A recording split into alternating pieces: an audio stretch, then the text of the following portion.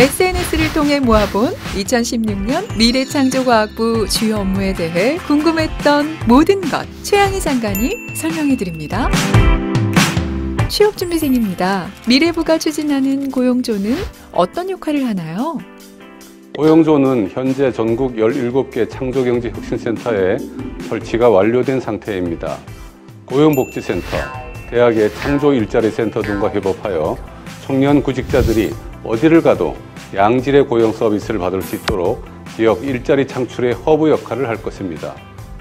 특히 일자리 중매자, 취업 트레이너, 인재 인큐베이터 역할을 중점적으로 할 예정입니다. 무엇보다도 고용조를 취업 고민에 지친 청년들이 언제든 편안하게 찾아올 수 있는 곳으로 만드는 것이 저희 미래부의 계획입니다. 어떻게 하면 쉽게 창업을 할 수 있을까요? 네, 창업은 무엇보다도 아이디어가 중요합니다.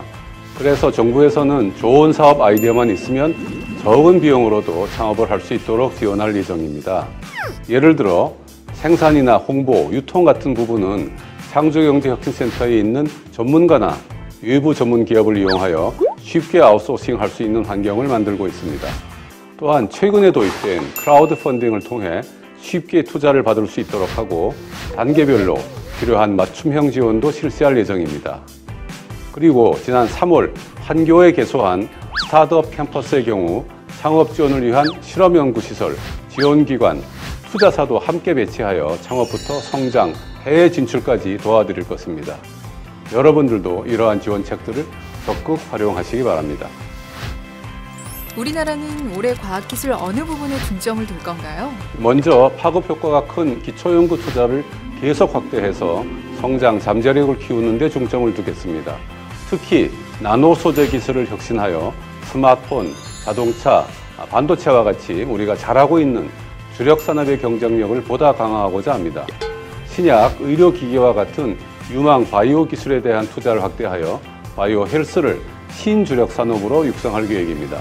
마지막으로 메르스, 지카 바이러스와 같이 세계적으로 유행한 감염병에 대응하는 기술 등 국민 안전을 위한 연구 개발도 강화해 나가겠습니다. 우주 개발이 실생활에 어떤 변화를 주며 우리는 어떻게 추진할 생각인지요? 네, 좋은 질문입니다. 우리가 즐겨 이용하는 내비게이션과 기상 정보가 우주 개발이 실생활에 영향을 준 대표적 사례라고 할 수 있습니다. 인공위성의 GPS 기술 덕분으로 길을 쉽게 찾을 수 있게 되었고 우주에서 촬영한 구름의 모습을 보고 일기예보가 더 정확해졌지요. 우리 정부도 우주 개발의 중요성을 인식하여 우주 개발 중장기 계획을 만들었습니다. 이미 기초 설계 등 달 탐사 사업에 착수하였으며 독자 기술로 개발 중인 발사체 개발에도 속도를 낼 예정입니다. 계획대로 된다면 2020년대 초에는 우리가 자력으로 개발한 발사체로 달 탐사를 수행하고 우주 개발 경쟁력 세계 7위를 달성하게 될 것으로 기대합니다. 기능 정보 사회로 가기 위한 우리의 정책은 어떤 것인지요? 여러분도 지난 3월 이세돌 구단과 알파고의 세기의 바둑 대국을 보셨겠지요? 알파고 같은 지능정보 기술의 핵심은 스스로 학습하면서 진화한다는 점입니다.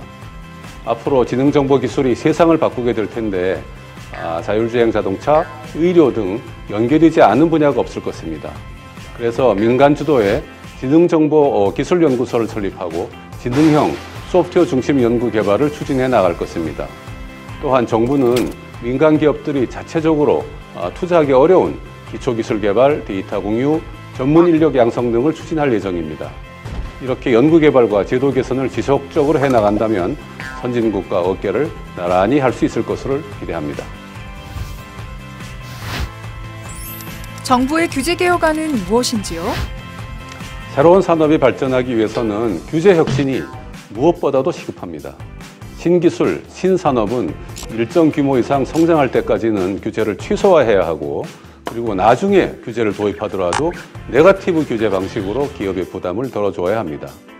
이를 위해 정부는 규제 프리존 특별법을 제정하여 새롭게 부상하는 기술과 산업이 활성화될 수 있는 환경을 만들어갈 계획입니다. 미래부가 올해 중점 추진 중인 업무를 성실히 수행하면 우리나라는 2017년까지 스타트업 생태계 7대 강국에 진입할 수 있을 것입니다. 또한 핵심 원천 기술과 ICT 신산업 경쟁력을 확보하여 10년 뒤에도 우리 경제가 먹고 살 수 있는 미래 성장 동력을 성공적으로 만들어 나갈 수 있을 것입니다. 앞으로도 자주 여러분들의 궁금증을 풀어드리도록 노력하겠습니다. 감사합니다. 미래창조 과학부